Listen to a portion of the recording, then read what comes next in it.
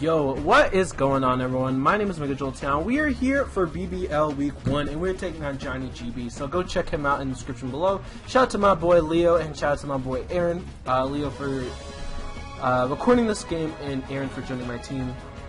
Let's get this started. I'm going to lead off with my Thunderous Eye, as he's going to lead off with his Genesect, and if you did see in the Pokepaste I'm actually defined Thunderwave, which was a mistake on my end.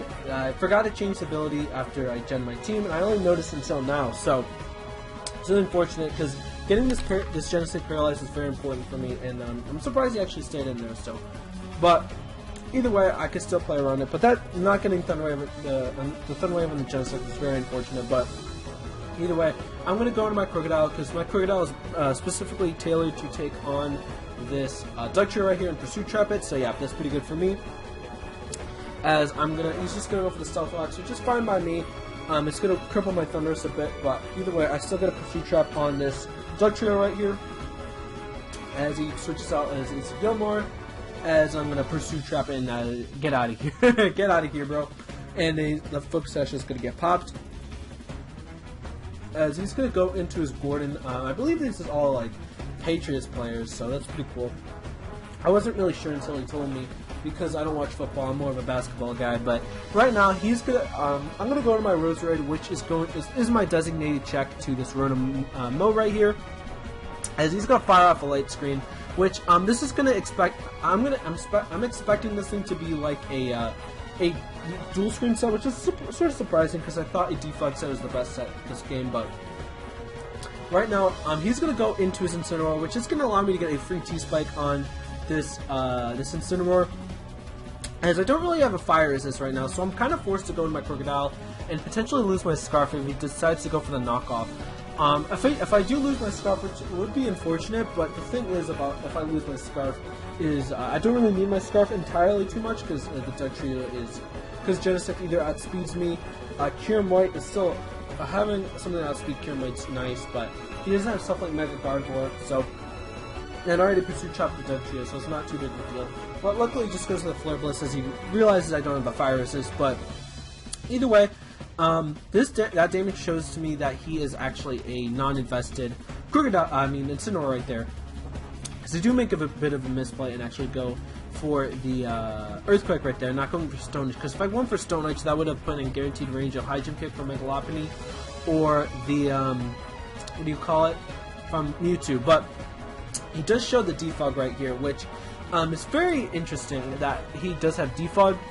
So I'm saying he's only gonna have light screen, which is good information to know because he probably has Leaf Storm and Volt Switch. As this turn, he's gonna go into his Incineroar again. I'm gonna assume that this thing is gonna be designated check to the Mewtwo and the Roserade. As I decide to switch out into my Klefki, I kind of forgot why I went to Klefki, but I was probably I expected the Kyurem White to come in on my Roserade right there. But he did make a good play and goes into Incineroar. As I still don't have a Fire Resist, and Crocodile could still take a hit from this Incineroar right here. And what I can do, because I can potentially force in that Rotom to take that Stone Edge damage. As what he's going to do, he's going to go for the Flare Blitz, and I'm going to chew that hit pretty well because of the Intimidate. This was meant to be an Aerodactyl check as well, so that's why I have Intimidate.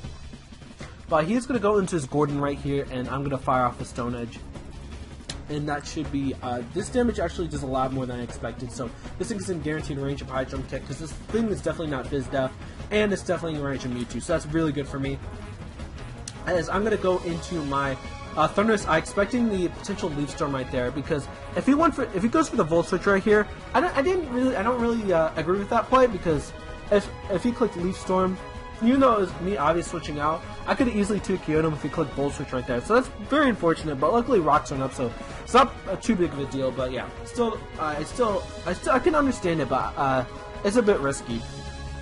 But right here, he has two potential plays, but either lead for him to being trapped, so that he actually goes to the Stone, expecting me to potentially stay in and not going for rocks, which I find, which is very good for me because rocks are very annoying for my team because Thunderous could still has some really good use to check the Jellicent or the Incineroar this game because he didn't go for rocks. And because of the Intimidate, I live the Stone Edge anyways. But either way, Unfortunately, this Gemstick is not paralyzed, so I'm not gonna be able to outspeed him. He wouldn't have anything to really. He'd probably be forced to go into Kieran White at that point, as he does get the flamethrower and knocks out my Crocodile. And yeah, this is gonna allow me to go into my Assault Vest Mewtwo. And what this means for me is that I could choose whatever play I want to, expecting them to potentially maybe go into the Jellicent right now if he goes in the Incineroar, but I'm gonna call him to go in the Incineroar, and I'm gonna fire off this Aura Sphere, and this is gonna do around like 30-ish%, which is very good for me. I get to see what his investment is, and he is definitely an Assault Vest Incineroar, not a Chople Berry. If he was Chople Berry, he definitely gotten 2K'd right there. But either way, I'm thinking he's going to go for the knockoff or the U-turn. If he goes for the Flare Blitz right here and knocks out my Thunderous Eye, that allows me a free Mega Lopunny, and I get to drop a kill on him, because if you look at his team, then he has absolutely no answer to this thing. So either way, he can only kill with knockoff. He can only kill me with the highest roll possible or a crit. So luckily he did go for that, and I'm going to fire off the Flying EMC and scoop up a kill, because if he goes into the Kieran White, he's going to get dropped by Superpower next turn. So I'm going to go high in the sky, and this thing is getting dropped on its neck. So yeah, goodbye Incineroar, and yeah, goodbye. Now that means he's not going to have any Roserade. He still has Gen 6 to check Roserade, but if I catch him on the H2 Fire, that thing's getting popped. But he did the most important thing, he doesn't have a Crunch Reset. Crocodile's dead, but he does not have a Mewtwo switch in, so that's very good for me. As unfortunately, that Genesect is not paralyzed, so he's going to be able to revenge kill me here, which is unfortunate, but that still puts me in a pretty good position as my Thunderous Eye does die. And as you're going to see, he's going to go into his Gordon right here, his Rotom-Mow, and I'm going to go into my Mewtwo right here, because he's in guaranteed range of Flamethrower, and I don't want him to potentially get a Light Screen up, because I could have went for Psyshock right here, Psystrike, or I think it's Psystrike. I could have went for Psystrike, but it was overall my best play just to go for the Flamethrower, because if Psystrike didn't kill, then you get a free Light Screen up, and that put me in a pretty precarious situation at that point. So right now, I had to go for the Flamethrower. As this turn, Jellicent really can't do anything to me unless, yeah, he can't do anything because I'm going to Assault this Mewtwo. And I'm going to scout out if he's potentially a Fizz Def Jellicent or a Spit Out Jellicent. So I'm going to go for the Shadow Ball at this point, because if he is a Fizz Def Jellicent, he's going to get 2K'd by a Shadow Ball. As you're going to see, I'm going to go for the Shadow Ball, and he goes into his Tom Brady right here. I'm going to go, as I'm going to go for the Shadow Ball. Unfortunately, get a crit, but as you're going to see, it's not going to matter. As I'm going to fire off the Psystrike on this Kieran White, and as you're going to see, it's going to not knock it out, unfortunately. As he's going to go for the Shadow Ball, and as you can see from this damage it's going to show, it is going to be a Choice Specs Kieran White. So luckily I'm in a Assault Vest set, so I'm going to be able to chew that hit very easily. And yeah, Tom Brady's going to get knocked out, and one of his best breakers gone from the field, and I'm looking in a really good spot. So yeah, unfortunately he's going to go back into the Genesect, but there is absolutely no way he's clicking Flamethrower at this point, because if he goes for Flamethrower and I just sack up my Mewtwo, because that's a sort of reasonable play, then I go for my own Flamethrower, and that thing's just going to die. So there's no reason for him to go for Flamethrower. U-turns is obviously his best play, as he still has Rotom-Mow to check it. But right now, he goes into his Rotom-Mow on my Klefki, as this is gonna put him in a precarious situation, because I'm gonna go for the Light Screen right here. So what my goal with this play was him to go for, he could go for his own Light Screen, which is fine, because I could stall at Light Screen turns. And what my goal with this play is either him clicking Volt Switch, or him clicking Defog. Either one of these plays allows me to get a kill with Mega Lopunny, and this is the perfect situation. He is not going to be a Will. I don't think he's going to be Willless on his Rotom-Mow this week. So because he clicked Defog, he is absolutely zero check to a high jump kick Mega Lopunny. So this thing is getting clopped on the head. So yeah, good old Mega Lopunny. Mega Evolving for the first time this season, and this thing's gonna drop. Get this high jump kick and out of here, bro. Mega Lopunny's broken, dude. But yeah, that put him up. Even if he clicked Volt Switch right there, or if he clicked the Defog, it put him in a. I get a kill either way. But right now, I do make a bit of a misplay and go for the substitute on his Scald. I don't know, maybe I expected the Willows to maybe come, but that play didn't really make too much sense at all. But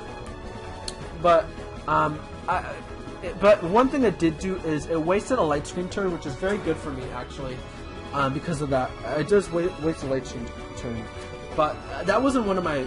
That wasn't what I thought of what I was going to do. Waste a light screen turn substitute, but. What I'm just going to do is going to go into my rosary right here. Now this is a bit of a... One thing I wanted to do with this play is I want to go for the HP Fire first turn just to see how he wants to play this Genesect. If he wants to play aggressive and get back in this game, he's going to go in Genesect right here. Because light screen's still up, he can still take advantage of it. But he actually does stay in, which I find a bit surprising he actually does. And I wanted to go for HP Fire there to get the guaranteed damage to put it in range of Megalopony after I Thunder Wave it. So... right now, I know how he wants to play his Genesect. He wants to play with it conservatively. So I'm just going to go for the Giga Drain. And the main reason I wanted to do this is to get outside of 2k range of this Jellicent's Hex. So, it puts me in a really good position. And now this is going to be the last turn of Light Screen. So, I'm going to decide, I think this might click Hex again, or he might click the... I think it might click Hex again, or Scald. Okay, we could do a lot of things with this turn. So, this turn, I'm going to go into my Mewtwo right here, and unfortunately he does get a crit and a burn. So if he did not get burned right there, then that put me in a really good spot because I could see if he spit out for Fizz Def, and I wouldn't have to worry about him recover stalling me. So right now this turn, because this is the last turn, I'm gonna go for the Shadow Ball and see how much this thing does. And I should have known early in the game that with the light screen damage, that definitely was a spit out Jellicent. So that wasn't too big of a problem. If I just click the Side Strike right there, that'll put in guaranteed range. But I do get the crit, which is very unfortunate for Johnny, actually, because if I didn't get the crit, then he wouldn't be in range of my... I don't think he would be in range of my Frustration. He didn't show me his spread but after the game, but he definitely would. I don't think Frustration would have killed him, because I'm Jolly. As I'm going to go for the Frustration right now, don't need a risk high jump kick, and I get to knock out this Jellicent right here, and this is basically good game. Unless some really wanky stuff happens, I get this game in the bag. So unless he's Iron Head, actually, which is a thing I was definitely worried about if he was Iron Head, but I think I still could have played around it for sure. As this turn, I'm going to go into my Rose Red right here, as he's going to go for the Flamethrower. This is his best opportunity to win because he does not have Iron Head. So if he had Iron Head, that would have been a bit of a problem. But the thing is, because he does not have the Iron Head. Sorry, he had phone. I'm not gonna pause the video for that. But right now, I'm gonna go for the Thunder Wave right here, and this is basically a good game because if I get the Thunder Wave plus Light Screen, he's not gonna be able to knock out my Megalopony. And this is where Sub was pretty bad play on my part because if I do miss and Light Screen's not up, if he gets paralyzed too many times, Light Screen's not up, and I miss High Jump Kick, then I lose this game. So that's a bit troublesome for me if that does happen. If I didn't click Sub right there, I would have been fine. But either way, my goal with this play right now is if I get this thing in guaranteed range of the my Megalopony, I should be in good shape just to win this game right now. And right now I'm gonna go for the Flash Cannon. I'm gonna go. He's gonna keep going for Flamethrower. He gets paralyzed that first turn, which is a bit unfortunate actually, because of the fact that gets rid of one of my Light Screen turns. And I just want this Klefki to die. So if he doesn't get paralyzed these next few turns, I should be good to go to win this game. And he's just gonna go for the Flamethrower again. He's gonna fire out the Flash Cannon, put this thing in guaranteed range. This is 100% in range of the High Jump Kick. Even if he's a max HP Genesect for some reason, he's in guaranteed range. So yeah, this is basically a good game. But unfortunately, he doesn't get paralyzed this turn, which is gonna mean for me that if he didn't get paralyzed first, for him that sucked. But for me, he needed the if he didn't get paralyzed those first two turns, then this one that last paralysis wouldn't matter because I'm gonna be able to get the Light Screen up and guarantee to win this game. As he's gonna go for the Flamethrower, as because of that para, I do get that Light Screen up again. But that wouldn't happen if he didn't. If he just got paralyzed once, that'd have been fine. But because he got paralyzed twice, that was definitely bad for me. But it's fine. I do get a little bit of revenge hacks and something like that. But yeah, he does forfeit this game. And yeah, GG to Johnny. Is a very fun game. And yeah, I'll see you guys next time.